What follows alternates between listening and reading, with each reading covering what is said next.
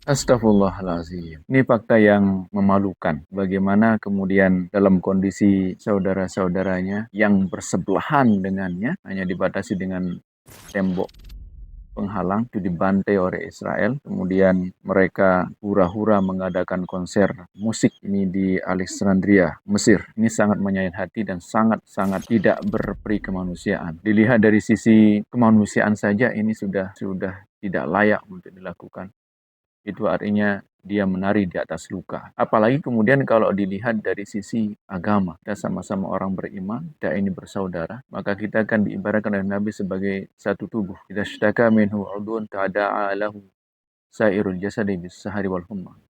Apabila salah satu anggota tubuh itu ya demam, maka sakit, maka seluruh anggota tubuh yang lain itu merasakan demam akibat sakit itu. Nah, pertanyaannya kemudian kok tega-teganya mereka konser hura-hura di saat saudaranya dibantai, di saat salah satu anggota tubuhnya itu dibantai. Apa itu artinya bahwa anggota tubuh ini sudah mereka amputasi, sehingga karena sudah diamputasi, ya, dipotong ya bagian itu sehingga tidak mereka rasakan lagi. Lalu apa alasan kemudian melakukan amputasi itu? Ini sungguh di luar nalar kemanusiaan, apalagi nalar agama kita. Oleh karena itu, ini juga adalah merupakan satu pengkhianatan, pengkhianatan kepada Allah dan Rasul-Nya, di mana Allah Subhanahu wa taala ya mewajibkan kita untuk menolong saudara-saudara kita. Wa in tansurukum fid din fa alaikum nasr. Saudara-saudara kita itu butuh pertolongan dalam urusan agama, dan bukan hanya sekali. Agresi terakhir ini kan sudah berjalan 1 tahun dan kita diam-diam saja. Udah saudara-saudara kita itu sudah akhirnya tidak sanggup untuk berteriak memanggil saudaranya yang lain karena tidak ada yang mau menerima panggilan itu. Semua bisu. Sehingga apa katanya mereka? Ya udah, kita hanya bisa berharap pada Allah Subhanahu wa taala. Maka ini adalah pengkhianatan. Pengkhianatan kepada Allah dan Rasul. Salah satu misalnya Rasulullah SAW juga mengatakan, ya al-muslim akhul muslim. La yuzlimhu wa la yuslimu. Kita ini bersaudara.